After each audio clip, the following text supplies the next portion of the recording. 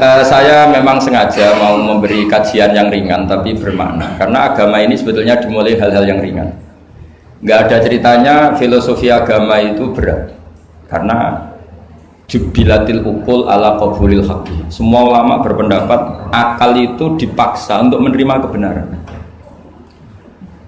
Saya pernah ditanya seorang dokter, dia tanya gini, Pak Bahak, zina itu kan enak, kenapa haram? Lalu tidak enaknya zina di mana? Terus dia saya tantang, andai kan zina wajib kamu bingung, kok bisa?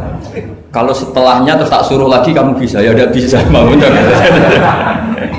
Akhirnya dia mikir iya ya, kalau wajib malah bingung, harus mengumpulkan uang untuk murder, dan kalau dia senang seseorang tidak harus kesampaian.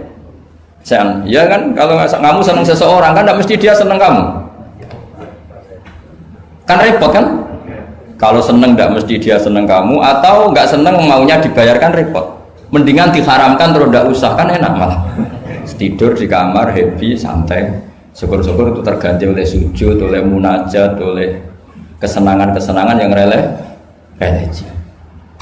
Misalnya maling diharamkan ya enak, kalau kita boleh maling malah digebuki orang malah repot. Barokahnya diharamkan tidak dapat pahala, tidak digebukin orang gitu. Sama, jadi perlu membuat argumentasi agama itu penting.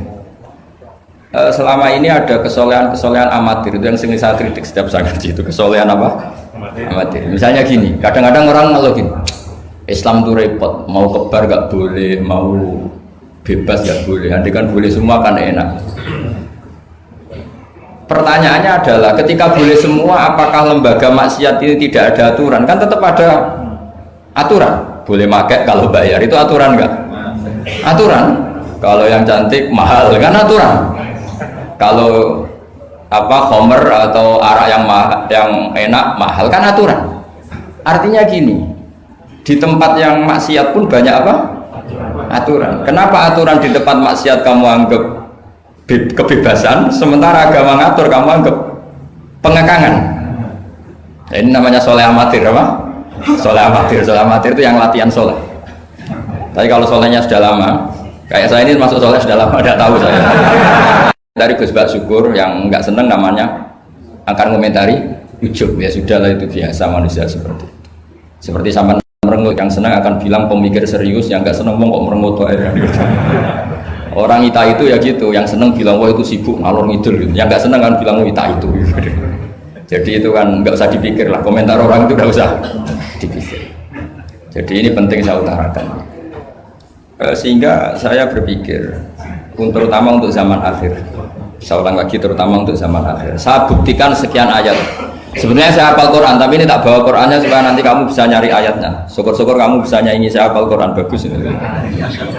Kalau enggak ya kacau ya. Sekarang banyak orang bantah apa orang hafal Quran, dia sendiri nggak hafal. Saya sering di Jogja, saya mau tanya tafsir sama jenengan, karena tafsir Kemenak tuh ada kesalahan sekian 2000 itu, tak tanya kamu hafal Quran enggak? Aduh repot ini kata saya. Ini kayak Tyson tinju sama Elias Pikal gitu. Kalau kelasnya nggak sama mati misalnya.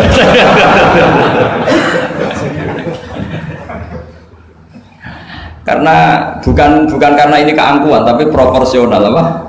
Proporsional. Saya cerita yang ringan-ringan saja, sebagaimana sanad saya dari guru-guru saya ila Rasulullah Shallallahu Alaihi Wasallam. Agama itu dimulai dari kesenangan, happy, farah kalau dalam bahasa Arab al-farah. Ayatnya jelas, kul bi fadlillah wa bi rahmatihi fa bidzalika falyafrahu. Ingat Muhammad dengan fadl Allah, anugerah Allah dan rahmatnya, kemudian dengan itu kamu harus senang. Sehingga dengan senang kepada Allah dan Rasul itu nikmatnya Masya Allah. Andai kan senang itu bisa ditakar, orang yang sedang tahajud menangisi dosanya plus menangisi nasibnya kalau di perantauan itu.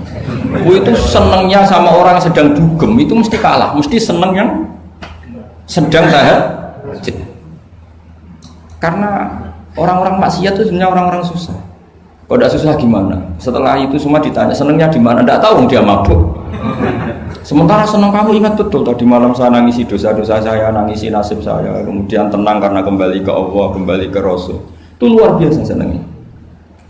Tapi masalahnya sekarang ibadah itu kayak ancaman. Kalau ada pondok mewajibkan tahajud itu santrinya itu sudah mendelik dulu. Kalau di masjid-masjid gini itu Kira-kira diwajibkan tahajud, orang juga protes. Ini aliran sesat, sunat kok diwajibkan. Jadi agama itu banyak keunikan, tapi yang jelas saya pastikan kamu harus senang. Kata Rasulullah SAW tadi, salasun mangkun nafihi wajata halawatal iman. 3 hal ini, kalau 3 hal ini ada pada kamu, ada pada kita, pasti kita ini menemukan halawatal iman, manisnya iman. Yaitu satu, ayyakuna Allahu wa rasuluhu ahabba ilaihi mimma siwahuma. Bahwa Allah dan Rasul itu lebih Anda cintai ketimbang yang lain. Mencintai Allah itu nikmatnya, Masya Allah. Caranya gimana supaya kita istiqomah ibadah? Anggap hidup kamu itu sehari. Saya ini di Jawa, celok besar, tapi punya uang 200.000 itu ngira banyak sekali. Bukan banyak, banyak sekali. Karena saya ngitung hidup itu per hari. Karena aturannya orang soleh, sama tak ijazahi, pasti kamu gak mau. Karena kamu pecinta won.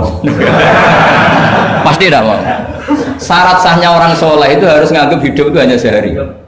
Hanya apa? Wa'mal li akhiratika ka'annaka tamutu ghadan. Beramallah untuk akhiratmu seakan-akan besok mati. Coba kamu yang di perantauan, bayangkan maksiat sampai 60 tahun ke depan kan berat. Sampai seminggu saja kira-kira berat kan? Tapi kalau bayangkan saya tidak akan maksiat semalam ini karena besok saya mati, sukses. Besok berpikir gitu lagi, saya tidak akan maksiat kan hanya sehari. Ternyata besok hidup lagi. Berpikir gitu lagi, tahu-tahu mati betulan setelah 60 tahun. Jadi itu apa ya, satu konsep dari Rasulullah supaya orang itu meninggalkan maksiat itu ringan karena bayangannya hidup banyak. Coba yang ahli maksiat itu diberitahu besok kamu mati, kira-kira malamnya masih ada. Kamu maksiat itu karena bayangkan hidup masih lama. Makanya kata Quran, wahai orang-orang yang beriman, alam yakni lil ladzina amanu an takhsha qulubuhum li dzikrillah wa ma nazala minal haq. Orang-orang iman itu sudah saatnya khusyuk. Kamu jangan seperti orang-orang dulu. Orang-orang dulu fatola alaihimul amatu faqasat qulubuhum. Orang itu menjadi wangkot, menjadi keras hatinya karena merasa hidupnya itu panjang. Ini penting, ini konsep-konsep yang ada di hadis sahih. Jadi tidak perlu kamu soal ini sahih apa enggak, tak pastikan sahih. Saya ini baca hadis lama sekali. Jadi yang nyoal harus imbang. Kalau enggak kayak Tyson dengan Elias Pikal.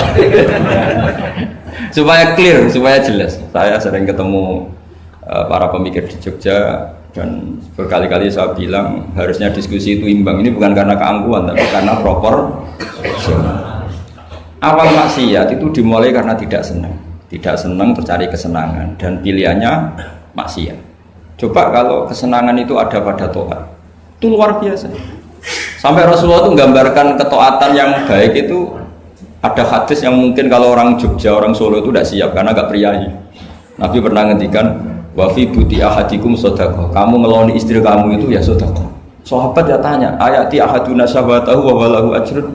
Yang benar aja ya Rasulullah, masa urusan seks, urusan biologis kemudian dia dapat apa? Pahala.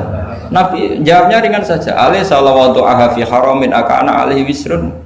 Kalau yang digauli itu istri orang atau yang enggak zaujahnya, enggak istrinya, apa dia ada dosa? Ya dosa ya Rasulullah.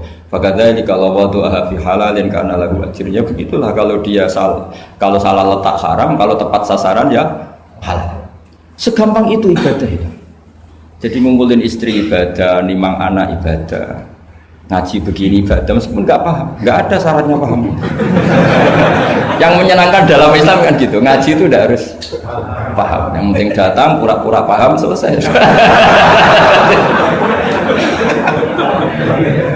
Bahkan saya pernah dibully oleh santri itu, ya agak kurang ajar santri itu. Ya santri gak jenengan-jenengan, santri tua-tua gitu. Itu Gus, jenengan sama saya nanti di surganya dulu saya. Kenapa? Karena kata Rasulullah SAW itu man salaka tariqan yaltamisu fihi ilman sahalallahu lahu tariqan ilal jannah. Orang yang mengambah jalan, yang mencari jalan, berjuang sekolah, nyari ilmu.